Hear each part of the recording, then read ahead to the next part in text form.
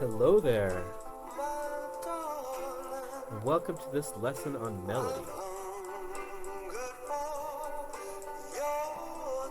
We're listening to Unchained Melody by the Righteous Brothers. And now let's get started with our lesson.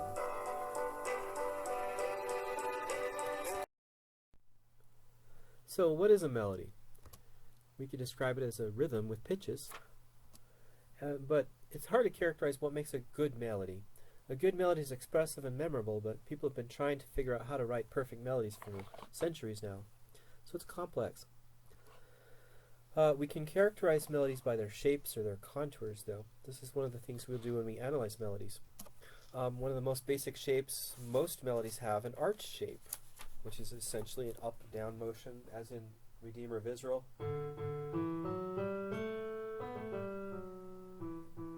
Okay, just a basic up and down, but also something like Awake and Arise.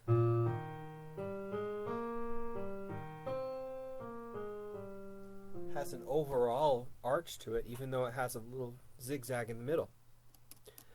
Another shape could be something like an inverted arch, which instead of starting low and moving high, starts high and then sort of goes low and then comes back down.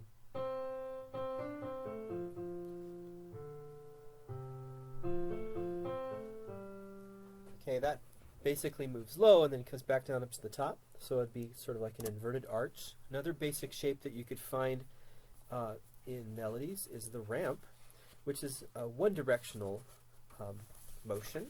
Instead of going up and down, it just goes up or just comes down.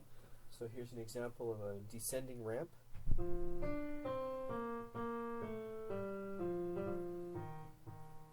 Right, except for that initial leap, it's essentially descending in that phrase.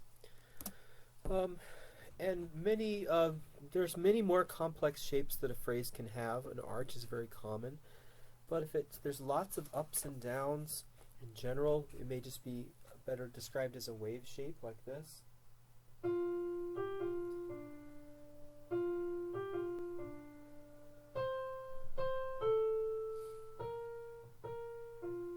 Right, it's kind of pivotal, moves around the central F there, but it's going up, it's coming down, it's more of a wave shape. So those are some general contours you can use. One common characteristic for melodies is that they're moving towards some kind of goal. Usually this is like a high note climax. That's usually a high point in the melody. But it could be a low note climax, or just arriving at the final pitch at the cadence could be some type of melodic goal. But when we look at melodies, we'll typically be looking for climaxes. And the melody is going to be weakened if you arrive at the climax too often. If that important pitch is restated, it loses its effectiveness. So we'll generally have a single climax. So if I play this part of this hymn, you can hear there's a single climax.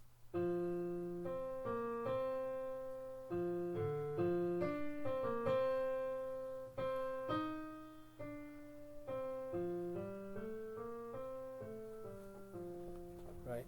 And the hymn builds up to the Alleluia, and there's where the climax arrives.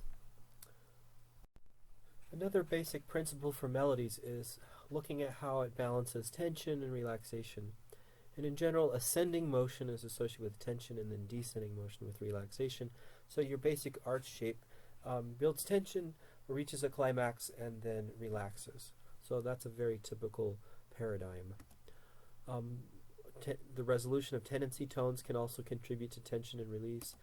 And more chromaticism or dissonance can also create more tension, as you can imagine.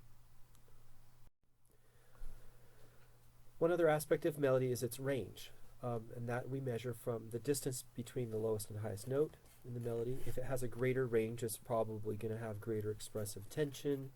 If it has a narrow range, it's going to have less expressive tension or less expressive capability. But these even narrow-ranged melodies can achieve expression in some other way, through timbre or through rhythm, something else. Another aspect of sort of related to range is tessitura. If you're in the high range of an instrument or a singer's high range, that is has more emotional expressive potential than singing in a medium range, right? Okay, and the last thing I want to discuss is the intervallic content of melodies, leaps and steps.